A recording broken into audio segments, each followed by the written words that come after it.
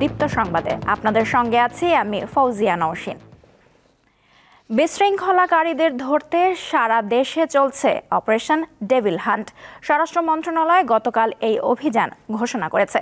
এ বিষয়ে জানাতে গাজীপুর থেকে যোগ দিচ্ছেন সহকর্মী জাহাঙ্গীর আলম। জাহাঙ্গীর, গাজীপুরে ছাত্র জনতার উপর হামলার ঘটনায় জড়িতদের ধরতে অপারেশন ডেভিল হান্ট কতটা কার্যকর হচ্ছে, আর অভিযানের কারণে জনমনে কোনো ধরনের আতঙ্ক সৃষ্টি হয়েছে কি?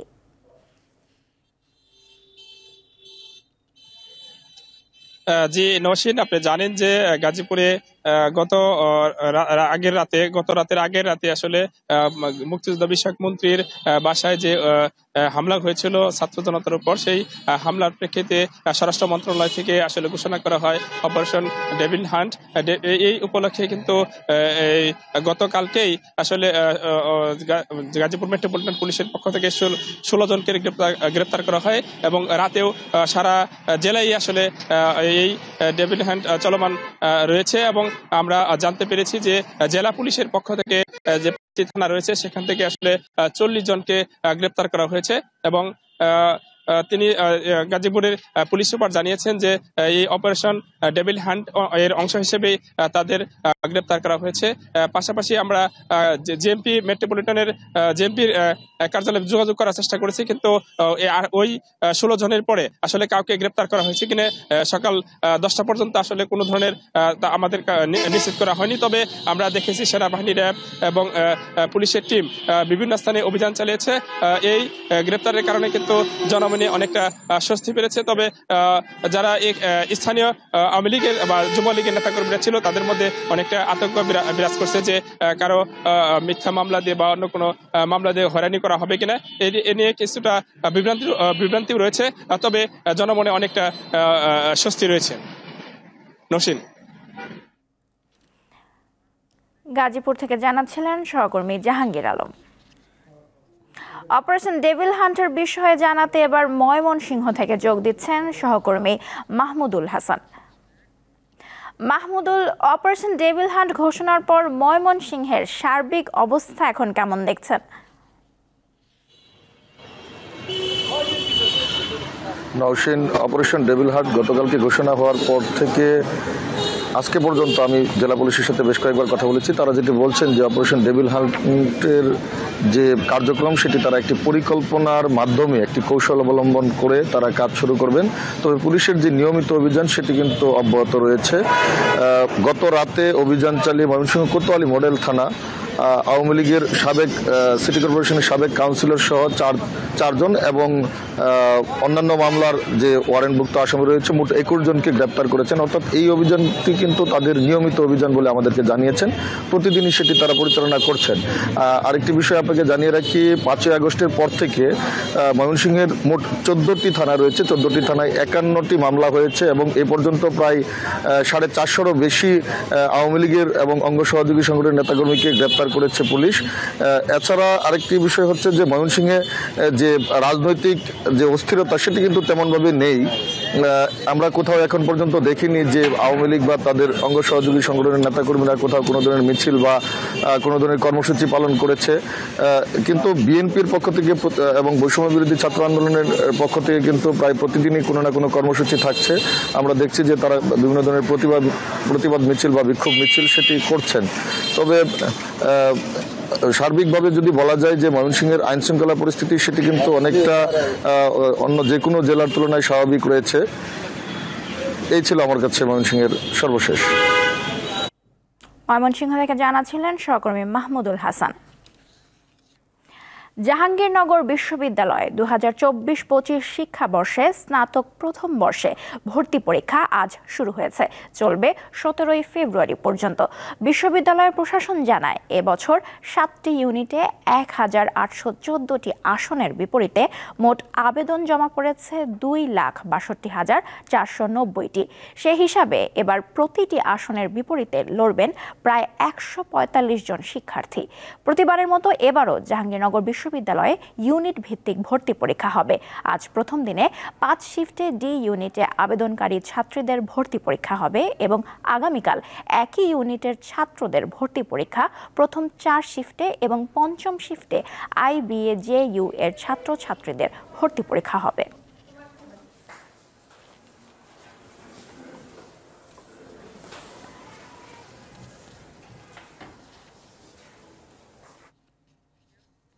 ছয়টি সংস্কার কমিশনের সুপারিশ নিয়ে চলতি মাসেই রাজনৈতিক দলগুলোর সঙ্গে আলোচনায় বসবে অন্তর্বর্তী সরকার।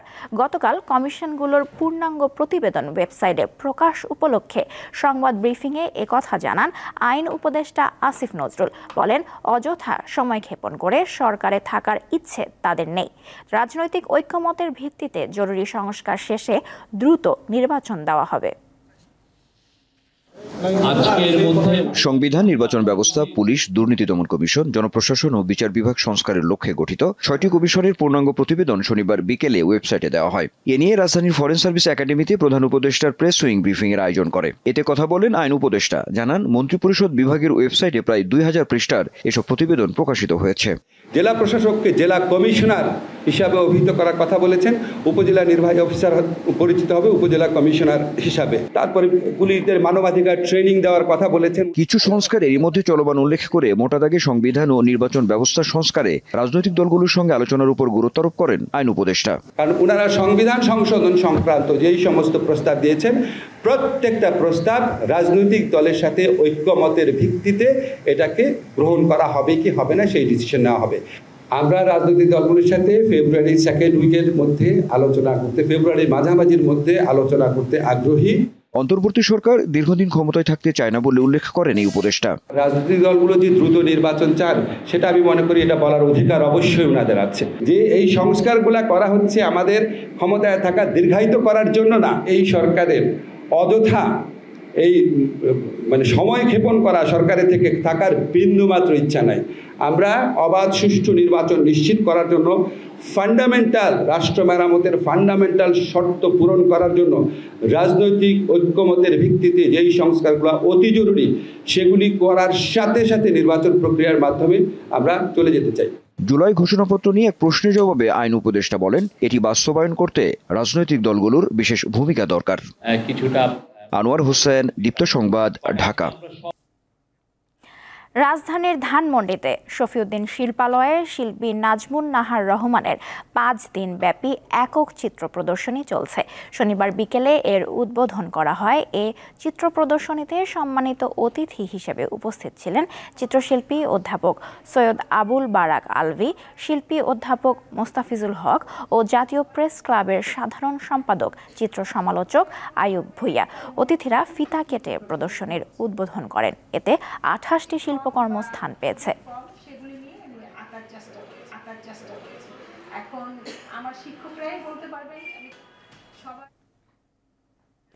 জাতিসংঘের টেকসই উন্নয়ন লক্ষ্যমাত্রা অর্জনের বৈশ্বিক চ্যালেঞ্জগুলোকে শূন্যের কোটায় নামিয়ে আনতে রাজধানীতে অনুষ্ঠিত হলো জিরো অলিম্পিয়াড। এতে নিরাপদ ধরিত্রীর জন্য মানুষের সচেতনতার পাশাপাশি কার্যকর উদ্যোগ নেয়ার তাগিদ দেন জুরি বোর্ডের সদস্য, জাতিসংঘের দুর্যোগ ঝুঁকি হ্রাস ফেলো ও গণমাধ্যম ব্যক্তিত্ব মোহাম্মদ মানসুরুল হক। শনিবার বিয়াম অডিটোরিয়ামে আয়োজিত জিরো অলিম্পিয়াডে তরুণ সমাজের সম্পৃক্ততায় জাতিসংঘের SDG অর্জনে বৈশ্বিক চ্যালেঞ্জগুলোকে শূন্যের কোটায় নামিয়ে আনার উপর জোর দেওয়া হয়। লেখক ও শিশু অধিকার কর্মী ফাতিয়া আয়াতের পরিবেশনায় এতে অংশ নেন 50,000-এরও বেশি শিক্ষার্থী। এর মধ্যে চূড়ান্ত পর্বে লড়াই করে 17 জন। জিরো অলিম্পিয়াড অংশ নেওয়া শিক্ষার্থীদের ধারণাগুলো বাস্তবায়িত হলে আগামীর পৃথিবী আরও সুন্দর হবে বলে মনে করেন জুরি বোর্ডের সদস্যরা। একই সাথে জলবায়ু পরিবর্তনের প্রভাব মোকাবিলায় কার্যকরী উদ্যোগ নেওয়ার তাগিদও দেন তারা। SDGর 17টার মধ্যে একটা কিন্তু হচ্ছে ক্লাইমেট চেঞ্জ ইস্যু। সো আমরা ক্লাইমেট চেঞ্জের সাফারার, কেউ বলছে গ্লোবাল ওয়ার্মিং, কেউ বলছে ক্লাইমেট চেঞ্জ। আমরা যেটা বলি আলটিমেটলি আমরা সাফারার হচ্ছি। এখন যদি আমরা নিজেদেরকে সেফ না করি পরবর্তী প্রজন্ম তো আরও বেশি সাফারার হবে। BIISS বেভারেজ ম্যানুফ্যাকচারার্স অ্যাসোসিয়েশন খাদ্য নিরাপত্তা নিয়ন্ত্রক ব্যবস্থাপনা সমন্বয়ক ও বাস্তবায়ন সংস্কারের প্রয়োজনীয়তা শীর্ষক উচ্চ পর্যায়ের সেমিনার আয়োজন করেছে। শনিবার রাজধানীতে এই সেমিনারে বক্তব্য দেন BCSIA এর পরিচালক মঞ্জুর মোর্শেদ আহমেদ। প্রধান অতিথি ছিলেন BFSA এর প্রাক্তন অতিরিক্ত সচিব মাহবুব কবির মিলন। তিনি খাদ্য উৎপাদন ও বিতরণের প্রতিটি স্তরে আন্তঃসংস্থার সমন্বয় জোরদারের প্রয়োজনীয়তা তুলে ধরেন। তিনি একটি একীভূত নিয়ন্ত্রক কাঠামো এবং ভোক্তাদের সুরক্ষা নিশ্চিতকল্পে কঠোর পর্যবেক্ষণ ব্যবস্থার আহ্বান জানান। সেমিনারে খাদ্য ও পানীয় শিল্পের কর্মকর্তা, নীতি নির্ধারক ও শিক্ষাবিদরা উপস্থিত ছিলেন। আমরা বলছি নিরাপদতা, এটা অত্যন্ত খাদ্য আমরা অনেক অংশে বা অ্যান্টি নিউট্রিশন তৈরি হয়। ওয়ান ডিকেড বা লাস্ট 10 ইয়ার্সে আমরা এই বিষয়ের ক্ষেত্রে তারা প্যাকিং এর টাইম কোনো দেশে